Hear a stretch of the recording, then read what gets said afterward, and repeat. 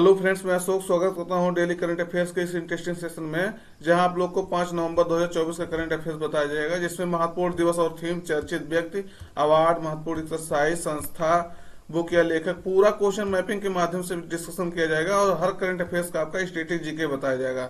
तो video last तक देखिएगा, कई सारे नए डाउट आपके क्लियर हो जाएंगे, कई सारे जानकारी आपको मिलेगा। और एक महत्वपूर्ण सूचना यह है कि अक्टूबर 2024 का करंट अफेयर्स जो है आपको कल शाम को इवनिंग में 5 बजे के आसपास ये अपलोड कर दिया गया है। जाके वहां से एक बार वीडियो देख लीजिएगा, खाली एक बार देख लीजिएगा, तब आपको पता चलेगा कि हाँ वीडियो का लेवल क्या है, मतलब क्वेश्चन का लेवल क्या है और करंट अफेयर्स कितना कवर किया गया है। बस आप एक बार जाकर के देख लीजिएगा कुछ क्वेश्चन, तब फिर आपको मन करेगा तो पूरा देखिएगा, नहीं तो ना देखिएगा, जैसी आपकी इच्छा होगी। लेकिन आप एक बार लेवल जाके जरूर चेक कर लीजिएगा। तो अक्टूबर का कर लिया गया है पूरा, उसके बाद जो है 1-1.5 घंटे के आसपास वीडियो है और जितना महत्वपूर्ण क्वेश्चन है पूरा कवर कर दिया गया है, एक भी लगभग नहीं छोड़ा गया। अगर आप डेली हो सकता है ना देख पाए हो तो मंथली देखेंगे तो काम हो सकता है उससे काफी हद तक। 100% नहीं कहेंगे, लेकिन काफी हद तक जो आपका मंथली से भी काम हो जाएगा। तो शुरुआत करते हैं आज की जो है महत्वपूर्ण दिवस के साथ। आज जो है वर्ल्ड सुनामी अवेयरनेस डे मनाया जा रहा है। क्या? विश्व सुनामी जागरूकता दिवस। तो ये महत्वपूर्ण है, इसके बारे में जानिएगा, विश्व सुनामी जागरूकता दिवस के बारे में। तो यह दिवस जो है इसलिए मनाया जाता है ताकि सुनामी के खतरों को उजागर किया जा सके और प्राकृतिक आपदाओं से होने वाले नुकसान को कम करने में प्रारंभिक चेतावनी प्रणालियों के महत्व पर जो है जोर दिया जा सके। इसलिए जो है ये विश्व सुनामी जागरूकता दिवस मनाया जाता है। तो कब मनाया जाता है? 5 नवंबर को। इस वर्ष का थीम देखिए, कई जगह कई चीज दिख रहा है, तो हम इसको इसलिए बहुत एग्जैक्ट नहीं देख पा रहे हैं, मतलब देख पाए कि कौन सा है।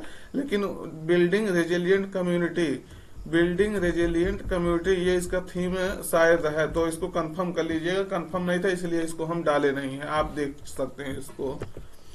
तो वर्ल्ड सुनामी अवेयरनेस डे जो है मनाया जाता है। आप जानते होंगे सुनामी जो है कि आता है तो कितने जो है अपने साथ तबाही लेकर आता है। तो उसके बारे में जागरूकता फैलाने के लिए सुनामी आएगा तो क्या करना है, क्या नहीं करना है, पहले से भी अलर्ट जारी कर देना। तो ये सब जागरूकता फैलाने के लिए दिवस मनाया जाता है। अपने यहाँ जो है तमिलनाडु तट पर जो है 2004 में भयंकर सुनामी आया था, तो तब से जो है सुनामी इधर नहीं आया। तो सुनामी क्यों होता है, क्या क्यों होता है, मतलब क्यों आता है, ये सब चीजें आप जाकर के देख सकते हैं। इस दिन हम बताएंगे तो कम से कम 5 मिनट वीडियो आपका जो है एक्सटेंड कर जाएगा। तो अगर आप चाहेंगे तो बताएंगे, अगर मैसेज करते रहेंगे तो हम इस तरह के टॉपिक जो आपको पर डे कवर भी करते रहेंगे। लेकिन आप लोग कहते हैं वीडियो लंबा हो जाता है। चर्चा में रहे, देखिए क्वेश्चन पहला है, थाड़ो जनजाति मुख्यतः किस राज्य में जो है निवास करते हैं? तो किस राज्य में निवास करता है? विकल्प में मणिपुर, झारखंड, उड़ीसा, राजस्थान। सही उत्तर आपका रहेगा मणिपुर। तो ये क्यों चर्चा में है देखिएगा इसके बारे में। मणिपुर में थाड़ो जनजाति ने औपनिवेशिक और स्वतंत्रता के बाद के वर्गीकरण को जो अस्वीकार कर दिया है। आपको ये जानना है कि जो ये इनके बीच में जो विभाजन हुआ था, मतलब विभाजन का वर्गीकरण होता है कि ये क्षेत्र इसका रहेगा, ये क्षेत्र इसका रहेगा, ये इसके समूह का हिस्सा होंगे, ये सब चीजें वर्गीकरण किया गया था, जो इन्होंने ये मानने से इनकार कर दिया है। इसका मतलब विरोध कर रहे हैं, तो इसके कारण से ये न्यूज में था। तो जिसमें उन्हें जो है कुकी समूह का हिस्सा बताया गया था, तो ये मान नहीं रहे कि हम कुकी समूह का हिस्सा है। आप ये सब ये भी जानते होंगे मणिपुर जो है 2 समुदायों के बीच में किस तरह से, कुकी और मैतेई के बीच में किस तरह से पूरा युद्ध का केंद्र बना हुआ था और पूरा देश का नजर जो है मणिपुर पर था। आप सब देखे होंगे घटना। तो मणिपुर काफी न्यूज में था, इसलिए जो है इसको याद रखिएगा। इन्होंने ये कह रहे हैं कि ये मनमाना थोपा गया मतलब था। थाड़ो जनजाति जो है इम्फाल घाटी के पास जो है पहाड़ी क्षेत्र में रहने वाले स्वदेशी लोग हैं, मतलब वहां के लोग हैं, स्थानीय लोग हैं। तो ये आपको जानना जरूरी है। क्वेश्चन है महत्वपूर्ण। तो कहाँ है मणिपुर? नागालैंड के नीचे मणिपुर, मिजोरम के ऊपर मणिपुर। तो आपको याद रखना है। आपको ये बताना है कि क्या कर्क रेखा जो है मणिपुर से होकर गुजरती है कि नहीं गुजरती है, आपको बताना है। तो महत्वपूर्ण है, इसको आप बताइए कमेंट करके। मणिपुर का ये लोकेशन है, इसको देख लीजिएगा आप। अगला देखिएगा, इतिहास में अभी तक के सबसे कम उम्र के शतरंज खिलाड़ी जो है कौन बन गए हैं? तो शतरंज के अभी जो है खिलाड़ी कौन बन गए सबसे कम उम्र के? विकल्प में अंशुमान झिंगरन, अनीश सरकार, महेश बनर्जी, तेजस तिवारी। सही उत्तर आपका रहेगा अनीश सरकार। तो ये आपको याद रखना है क्योंकि ये 3 वर्ष 8 महीने 19 दिन में ये उपलब्धि हासिल किए हैं। इनके बारे में डिटेल देखिए। तो कोलकाता के जो है ये है 3 वर्ष 8 महीना और 19 दिन में। 19 दिन के अनीस सरकार ने सबसे कम उम्र में यह फाइट रेटेड शतरंज खिलाड़ी बनकर इतिहास रच दिया है। तो जो है ये आपको जानना है। अभी तक यह उपलब्धि 5 वर्षीय तेजस तिवारी के नाम था। तो तेजस तिवारी के नाम यह उपलब्धि ये जो है हट गया है, अब किसके नाम हो गया? अनीस सरकार के नाम। तो ये कोलकाता के हैं, आपको याद रखना। 3 वर्ष 8 महीना 19 दिन के हैं। इन्होंने जो है 1555 की फाइट रेटिंग प्राप्त की है, ये आपको याद रखना है। अभी आपको बताए थे 2800 प्लस का रेटिंग जो है किसने प्राप्त किया? भारत के दूसरे खिलाड़ी बने, तो आपको बताना है। इसको 2-3 बार आपको बता चुके हैं, आपको बताना है। और आपको ये भी बताते रहे तेलंगाना से बिलोंग करते हैं। और ये देखिएगा, ये है कौन? अनीस सरकार। तो आपको याद रखना है इनका चेहरा कम से कम। आजकल के बच्चे जो है रील देखने में और शॉर्ट देखने में, वीडियो मतलब देखने में बिजी है, कार्टून देखने में। और ये बच्चा जो है 3 साल मतलब 4 साल हम मान ले रहे हैं, 4 साल में ये उपलब्धि हासिल कर रहा है। तो सोचिए बच्चे को मतलब इस तरह से किसी काम में उनको लगा दीजिए, तो जो है उतना जो कम से कम बिजी रहेंगे तो उतना मोबाइल तो नहीं देखेंगे। अगला देखिएगा, भारत ने ऑस्ट्रेलिया के किस शहर में अपना चौथा दूतावास है यानी कंसुलेट जो है खोलने की घोषणा की है? वाणिज्य दूतावास खोलने की घोषणा की है। तो किस शहर में खोलने कहा है? विकल्प में ब्रिस्बेन, पर्थ, डार्विन, सिडनी। तो सही उत्तर आपका रहेगा ब्रिस्बेन में। ये इंपॉर्टेंट है। विदेश मंत्री एस जयशंकर जो है वो इस समय कहाँ? ऑस्ट्रेलिया के अपने यात्रा पर है। और वो जो है देखिएगा यहाँ कहाँ है? ब्रिस्बेन, ये है ब्रिस्बेन। तो आपको याद रखना है क्वींसलैंड राज्य की जो है राजधानी है ब्रिस्बेन। और ये क्वींसलैंड के क्षेत्र में ही जी ग्रेट बैरियर रीफ जो है इसके तट पर ही स्थित है, इसको याद रखना है। ऑस्ट्रेलिया के उत्तर पूर्वी क्षेत्र में इसको कई बार पूछा गया। लगभग 1925 यानी 2000 किलोमीटर मानिए, 2000 किलोमीटर की लंबाई में यह फैला कोरल रीफ है। तो आपको याद रखना है ग्रेट बैरियर रीफ है। ये क्वेश्चन कई बार पूछा गया है। तो क्वींसलैंड के राज्य की जो है राजधानी ब्रिस्बेन में किया गया। विदेश मंत्री ने कहा कि बहुत ज्यादा यहाँ से जो है भारत में वस्तुएं निर्यात होती हैं, तो ये आपको याद रखना है। और अन्य 3 दूतावास देखेंगे तो अन्य 3 दूतावास सिडनी, मेलबर्न और पर्थ में। एक है पर्थ में और सिडनी में और मेलबर्न में। तो ये 3 जगह पहले से है। अब की बार कहाँ हुआ? तो ब्रिस्बेन में। देखिएगा आपको तीनों लोकेशन हम बता दिए, एक पर्थ में है, एक मेलबर्न में, एक सिडनी में। अब कहाँ हो गया? ब्रिस्बेन में हो गया। तो याद रखना है चौथा। अगला देखिएगा, खबरों में रहा सेंडाई फ्रेमवर्क किससे संबंधित है? देखिए किससे नहीं, किससे संबंधित है? तो आपदा जोखिम न्यूनीकरण से, जैव विविधता संरक्षण से, प्रवाल भित्तियों के संरक्षण से, प्रवासी पक्षियों के संरक्षण से। तो आपको बताना है पहले कि किससे ये संबंधित है। तो सही उत्तर आपका रहेगा आपदा जोखिम न्यूनीकरण से ये संबंधित है, यानी डिजास्टर रिस्क रिडक्शन से। तो ये इसके बारे में डिटेल जानिएगा क्यों ये न्यूज में है। तो G20 का जो है आपदा जोखिम न्यूनीकरण कार्य समूह की जो है बैठक ब्राजील के बेलम में हो रहा था, आयोजित की गई। आपको ये याद रखना कि G20 का अब की बार का मीटिंग कहाँ होगा? तो ब्राजील में होगा, ये आपको याद रखना है। तो ये इसका आपदा जोखिम न्यूनीकरण के कार्य समूह की बैठक कहाँ हुई? तो ब्राजील के बेलम में आयोजित की गई, जहां प्रधानमंत्री मोदी के मतलब प्रधान सचिव थे PK मिश्रा, उन्होंने इसमें भाग लिया इस सम्मेलन में या इस जो है बैठक में। इसमें PK मिश्रा ने कहा है कि भारत सेंडाई जो भी कहिए फ्रेमवर्क के तहत जो आपदा जोखिम न्यूनीकरण के लिए जो है कार्य कर रहा है। तो ये PK मिश्रा जी ने कहा है। प्रथम जो है इसका आपदा जोखिम न्यूनीकरण कार्य समूह की स्थापना भारत के पहल पर, देखिए पहल पर 2023 में G20 की अध्यक्षता के दौरान की गई थी। आप सब जानते होंगे भारत जो है G20 की अध्यक्षता पिछली बार किया था तो दिल्ली में हुआ था, अब की बार ये ब्राजील में होगा। तो ये आपको जानना है। तो भारत का ये जो है इनिशिएटिव है, G20 की अध्यक्षता के दौरान भारत ने ये इनिशिएटिव उठाया था कि मतलब जो है डिजास्टर रिस्क रिडक्शन से संबंधित जो है एक बैठक इस तरह से होना चाहिए, G20 देश मिलकर जिससे उस पर काम कर सके। तो सेंडाई फ्रेमवर्क जो है यह फ्रेमवर्क 2015 में जापान के सेंडाई में आयोजित आपदा जोखिम न्यूनीकरण सम्मेलन में अपनाया गया था। ये चीज आपको डायरेक्टली पूछा जा सकता है, ये सेंडाई फ्रेमवर्क कब आया था? तो 2015 में। इसका जो अवधि है 2015 से 2030 तक जो है आपदा के न्यूनीकरण से संबंधित जो है इसको कार्य करना है। तो ये चीज आपको याद रखना है, 2015 से 2030 तक इसका मतलब योजना का अवधि है। उद्देश्य क्या है? उद्देश्य है कि प्राकृतिक आपदा के प्रभाव को कम करना और सतत विकास को जो है बढ़ावा देना। तो ये चीज आपको याद रखना है। इसका जो अवधि 2015 से 2030 है, ये भी आपको याद रखना है। G20 में जो है भारत शामिल है, ये सब जानते होंगे। और उसके बाद 19 देश प्लस एक यूरोपियन यूनियन है। आपको ये बताना है, 4 देश आपको बता रहे हैं।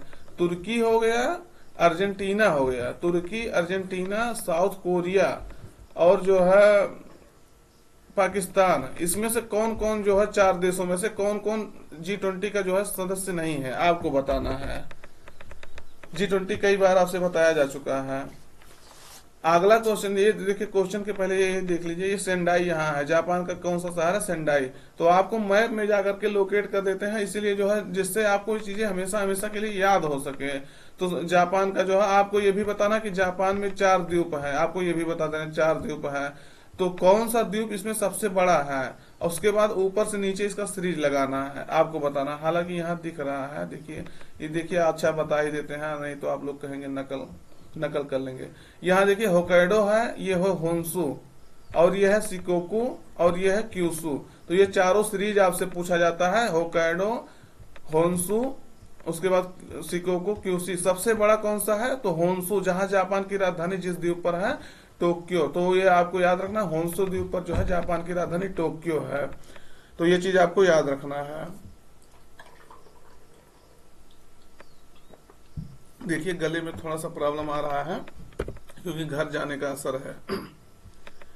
तो अगर दोस्तों, अगर आपको जानकारी पसंद आ रही हो, और चैनल पर पहली बार विजिट किए हैं, अभी तक सब्सक्राइब नहीं किए हैं, तो चैनल को जो है सब्सक्राइब कर लीजिएगा। जिससे अगर आप सब्सक्राइब कर लेंगे तो आपको नोटिफिकेशन मिलता रहेगा और नई नई जानकारी आपको मिलता रहेगा। और एक सूचना ये भी है कि आपको आज का जो है अक्टूबर का आज जो है महत्वपूर्ण जो दिवस और थीम होता है, उसका वीडियो शाम तक मिल जाएगा, तो उसको भी आप लोग देखिएगा। अगला क्वेश्चन है, देखिए, राम की मूर्ति बनाने वाले शिल्पकार अरुण योगीराज को जो है किस राज्य सरकार ने जो है राज्योत्सव पुरस्कार 2024 से सम्मानित किया है? तो किस सरकार ने किया है? विकल्प में उत्तर प्रदेश, कर्नाटक, मध्य प्रदेश, बिहार।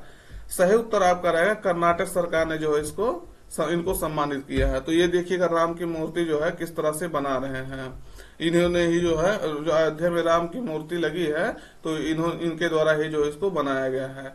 तो अरुण योगीराज को यह सम्मान उनके द्वारा मूर्ति कला के क्षेत्र में किए गए कार्यों के लिए दिया गया है।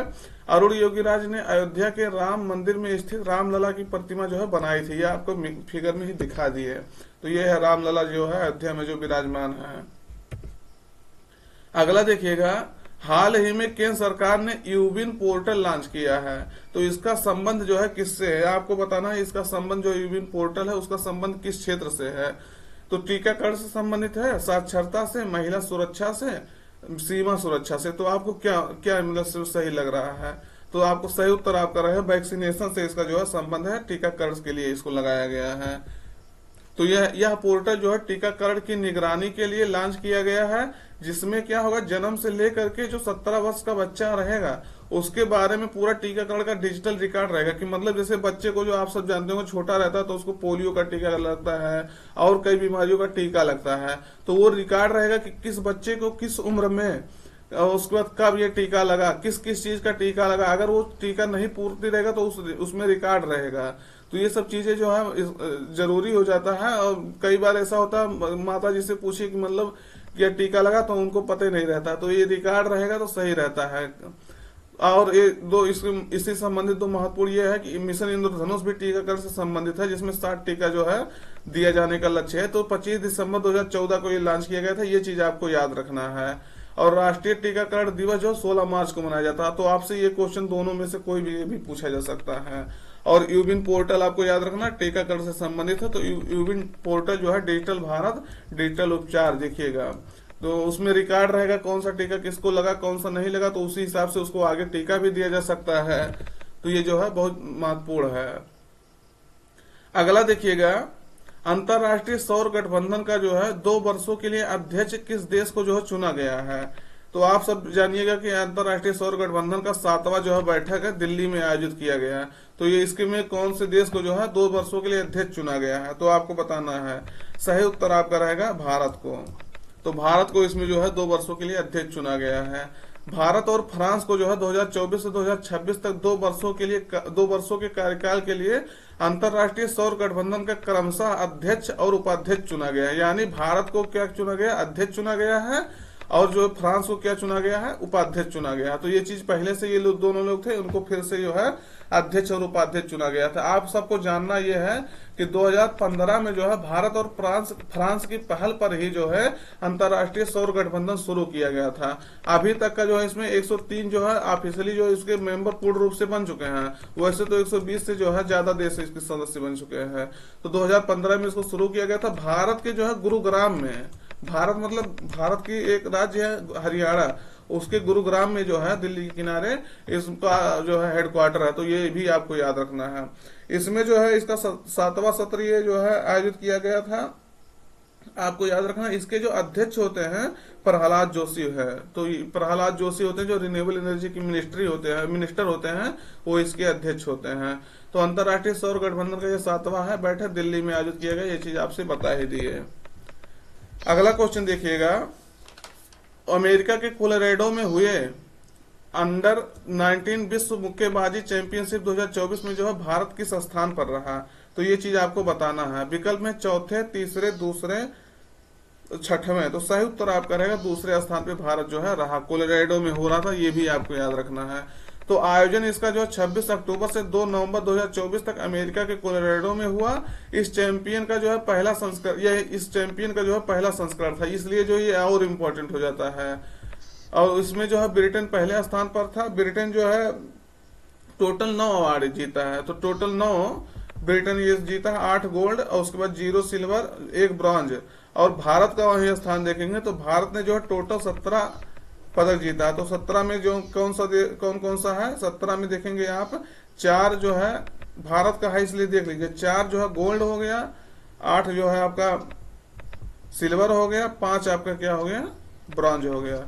तो 8, 4, 12, 5, 17। तो 17 टोटल अवार्ड भारत ने जीता है। तो दूसरे स्थान पर भारत रहा है। और जो है संयुक्त राज्य अमेरिका देखेंगे तो इन्होंने जो है 8 टोटल अवार्ड जीता है। और जापान जो है कितना, 3। तो आपको याद रखना कि सबसे पहला स्थान पे ब्रिटेन है और दूसरे स्थान पे कौन है, अपना प्यारा देश भारत है। तो कहाँ हो रहा था, यूएसए के जो है कोलोराडो में हो रहा था। ये चीज आपको याद रखना है। अगला है किस राज्य सरकार ने जो दीपम 2.0 जो है योजना शुरू की है। तो सही उत्तर आपका रहेगा विकल्प में आंध्र प्रदेश, राजस्थान, तेलंगाना, कर्नाटक। सही उत्तर आपका रहेगा आंध्र प्रदेश। आंध्र प्रदेश के जो मुख्यमंत्री हैं इनका चंद्रबाबू नायडू। तो इन्होंने जो है गैस वितरण से संबंधित योजना है, तो इसको इन्होंने लागू किया है। इसका उद्देश्य यह है कि जो पात्र परिवार है उनको मुफ्त गैस सिलेंडर प्रदान कर उनकी जीवन की गुणवत्ता में जो सुधार किया जा सके। तो इन्होंने जो है ये लगभग साल में तीन जो है गैस सिलेंडर देने के लिए कहा गया है इन्होंने। तो इनका जो है 6 प्लान था, तो उसके तहत जो है इसको शुरू किए हैं। ये देखिएगा आंध्र प्रदेश का मैप है, आप इसको देख लीजिएगा। अगला है देखिएगा, ये क्वेश्चन बता ही दिया गया था आपको, प्राणहिता जो है वन्यजीव अभ्यारण्य जो है चर्चा में क्यों था। तो चर्चा में क्यों था आपसे कल बता दिया गया था। ये किस राज्य में स्थित है, तो ये आपका तेलंगाना में स्थित है। ये चीज आपसे कल क्यों न्यूज में था, क्योंकि यहाँ रोड वगैरह पास हुआ था, तो उसको जो है वहां जो विरोध हो रहा था तो उसको अब कैंसिल कर दिया गया, स्थगित कर दिया गया है। तो आपको याद रखना है। कहाँ है, तेलंगाना के आदिलाबाद जिला में यहाँ स्थित है ये चीज। अगला है आईएमएफ द्वारा, ये क्वेश्चन इंपॉर्टेंट है, देखिएगा। आईएमएफ यानी इंटरनेशनल मॉनेटरी फंड यानी अंतर्राष्ट्रीय मुद्रा कोष द्वारा जारी एआई मतलब आर्टिफिशियल इंटेलिजेंस तैयारी सूचकांक 2023 में कौन सा देश जो है शीर्ष पर रहा। तो आपको बताना कौन सा देश इसमें शीर्ष पर रहा। तो सही उत्तर आपका रहेगा, देखिए विकल्प है सिंगापुर, डेनमार्क, संयुक्त राज्य अमेरिका, नीदरलैंड। सही उत्तर आपका रहेगा सिंगापुर जो है 0.80 स्कोर के साथ जो है फर्स्ट स्थान इसमें प्राप्त किया। तो एआई तैयारी सूचकांक में जो है कौन फर्स्ट स्थान पे रहा, सिंगापुर। आपको ये याद रखना कि आईएमएफ इसको लॉन्च करता है, मतलब जारी करता है, इंटरनेशनल मॉनेटरी फंड। और सिंगापुर पहला स्थान पे रहा। डेनमार्क जो है 0.78 स्कोर के साथ दूसरे स्थान पे रहा। अमेरिका तीसरे स्थान पे, नीदरलैंड जो है चौथे स्थान पे, 5वें स्थान पे एस्टोनिया रहा। और भारत का अगर बात करेंगे तो भारत जो है 174 देशों में कुल 72 स्थान पाया है। तो ये देखिएगा, इसके बारे में आपको वो चीजें बता दी। सिंगापुर पहले स्थान पर, डेनमार्क दूसरे स्थान पर, संयुक्त राज्य अमेरिका तीसरे स्थान पर, नीदरलैंड चौथे स्थान पर और एस्टोनिया जो है 5वें स्थान पर है। जारी करता आईएमएफ जो है अंतर्राष्ट्रीय मुद्रा कोष ये जारी किया है। कुल इसमें जो है भारत जो है कुल 174 देश, आपको ये भी याद रखना कि 174 देशों को इसमें जो है रैंकिंग प्रदान की गई है। भारत कितने स्थान पे है, तो 0.49 स्कोर के साथ जो है 72वें स्थान पे है। 174 देशों में जो है भारत कितने स्थान पे है, 72वें स्थान पे है, और ये आपको याद रखना है। ये देखिएगा सिंगापुर है, सिंगापुर का मैप है, सिंगापुर इसमें फर्स्ट रैंक लाया है। जौहर जल संधि आपको याद रखना है, इसी के बीच में है। अगला है कि क्वेश्चन कल भी बताया गया था लेकिन आपको इम्पोर्टेंट क्वेश्चन है तो इसलिए इसको फिर से 1 मिनट लगेगा बता दें। तो पहला एशियाई बौद्ध शिखर सम्मेलन कहाँ आयोजित किया गया था, तो नई दिल्ली में किया गया था, तो किया जाएगा। तो ये 5 और 6 नवंबर को आज का दिन है, इसलिए इसको हम फिर से रिवीजन कर दिए कि आज से ये शुरू हो रहा है। अशोक होटल न्यू दिल्ली में इसको आयोजित किया जाएगा, तो याद रखना है। सेशन कैसा लगा कमेंट करके जरूर बताइएगा। अगर अभी तक चैनल सब्सक्राइब नहीं किए हैं तो चैनल जरूर सब्सक्राइब कर लीजिएगा, जिससे आपको जो है नई नई जानकारी मिलता रहे। और अभी तक अपने दोस्तों तक अगर नहीं भेजे हैं तो भेज दीजिए, जिससे उनको भी ये जानकारी मिल सके। आप कम से कम एक लोग की जिम्मेदारी है, कम से कम 3 लोगों के पास इसको जरूर शेयर करिए, क्योंकि कोई ऐसा चीज है नहीं कि जो देखने लायक नहीं है। तो सेशन कैसा लगा जरूर बताइएगा कमेंट करके। जो क्वेश्चन पूछते हैं उसको बताते रहिएगा। और जो है वीडियो आप पिछले मंथली वाले जो था मतलब अक्टूबर का मंथली अपलोड कर दिया गया और काफी अच्छे लेवल पे जाकर के उसको अपलोड किया गया। बहुत मेहनत उसमें किया गया है क्वेश्चन तैयार करने में। बहुत सारे महत्वपूर्ण क्वेश्चन उसमें जो है छाट के जो है तैयार कर मतलब अपलोड कर दिया गया है। तो वीडियो जरूर देख लीजिएगा उसको एक बार, और देखने के बाद आपको लगेगा कि हाँ अक्टूबर मंथ जो है हम काफी हद तक जो है बढ़िया से तैयार हो गया है। और आज आप लोग का जो है एक वीडियो इम्पोर्टेंट डेज और थीम है अक्टूबर का मिल जाएगा, उसको भी आप देखिएगा। तो मिलते हैं फिर नए सेशन में। Till then take care.